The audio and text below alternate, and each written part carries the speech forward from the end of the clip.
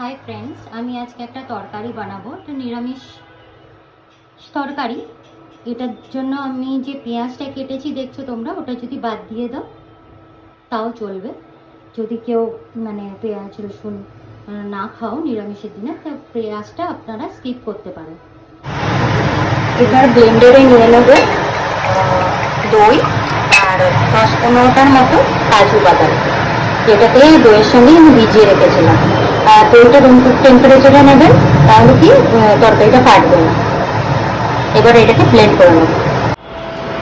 তো এই তরকারিগুলো ভাজার জন্য আমি সাদা তেল গরম করেছি। দেখতে পাচ্ছ আমি আলুগুলোকে একটুখানি লাল লাল করে ভেজে নিয়েছি। পেঁয়াজটাকেও ভেজে নেবো, সবটাকে সবকিছুই আলাদা আলাদা এরকম করে কাঁচা লঙ্কাটা ওই শিমলা মির্চটা ভাজা হয়ে গেলে সেটা তুলে নেব।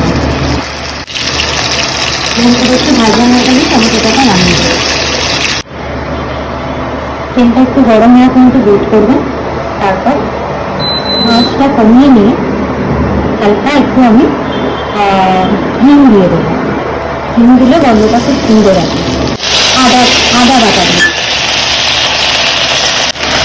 আদা বাটাটা দিয়ে একটু সাবধানে করবেন কারণ আদা দিলে একটুখানি খেতে বেশি, তো সেক্ষেত্রে একটু সাবধানে করবেন। এর মধ্যে আপনারা বেশি ঝাল করতে চাইলে কাঁচা লঙ্কা বাটাও দিতে পারেন।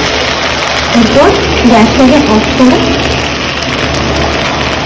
আমার কাজু বাদাম আর যে দইয়ের যে বাটাটা করেছিলাম ওটা দিয়ে দেবো।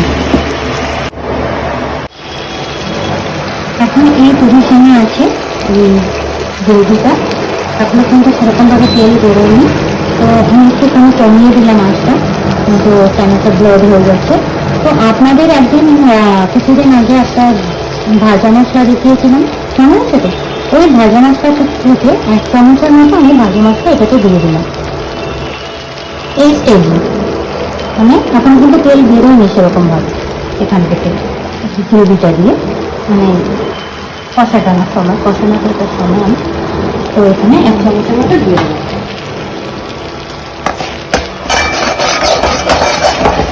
এই সময় একটুখানি মিলিয়ে নেব। তারপর এটা থেকে পুরোপুরি তেল বেরোনো হওয়া পর্যন্ত একটু ওয়েট করবো আমরা। মশলাটা যে কষানো হয়ে গেছে কী করে বুঝবে সেটা হলো এই যে মশলাটা কষানোর সময় দেখবে এরকম করে কড়াই থেকে ছেড়ে আসছে, তাতেই বুঝবে মশলাটা কষানো হয়ে গেছে। আঁচটাকে আবার লোতে করে দেবে। দেন তারপর আমরা তারপরে একটুখানি এই 1 কাপের মতো দুধ দিয়ে দেবো। হ্যাঁ, এখন হয়তো বলবেন অনেকেই যে দইয়ের মধ্যে দুধ দিলে এটা কেটে যেতে পারে বা খাওয়াটা ঠিক না, কিন্তু যেহেতু কাজু বাদাম বাটাটা দেওয়া আছে তো দুধটা কাটবে না। আর দুধটার জন্য এই গ্রেভিটাকে একটু রিচনেস আসবে।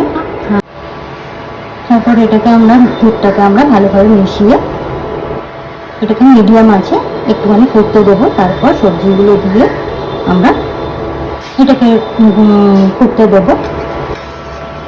একটু সবগুলোকে মিশিয়ে নেব। আর এই গ্রেভিটার রঙটা তো আমি সাদার মধ্যেই রেখেছি, তো আপনারা যদি চান তাহলে আপনারা একটু হলুদ দিতে পারেন, আপনারা তো সাদাই রাখতে পারেন। 2-3 মিনিট একটু ফুটতে দিই। তারপর যদি আপনারা জল লাগে তাহলে জল অ্যাড করবেন, আদারওয়াইজ এটাকেই সুন্দর একটা গ্রেভি হয়ে যাবে। আর এই সময়ই আমরা একটুখানি নুন আর একটুখানি মিষ্টি দিয়ে দেবো। কিছুক্ষণ পরে রান্নাটা হয়ে যাবে। গ্রেভিটা ঠিক এরকম হয়েছে, যে কোনো জিনিসের সঙ্গে খাওয়া যাবে।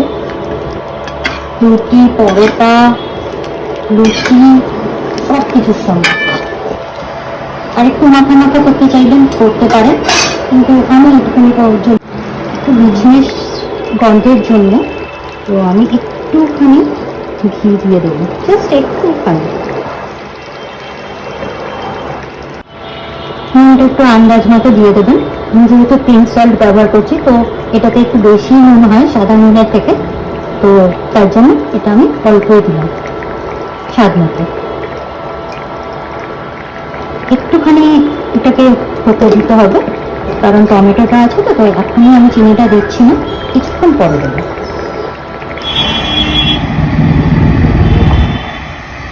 এই গ্রেভিটা যে রেখেছিলাম এখন একটু শুকিয়ে গেছে, কারণ আলুর মধ্যে আছে তো এই জন্য একটু শুকিয়েই যাবে, তো আপনারা সেই বুঝে গ্রেভিটা রাখবেন।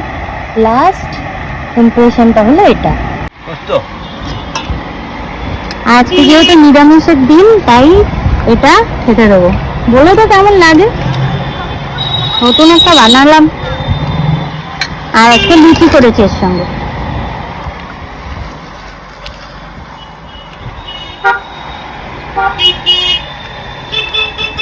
কেমন আছে? হ্যালো, ভালো।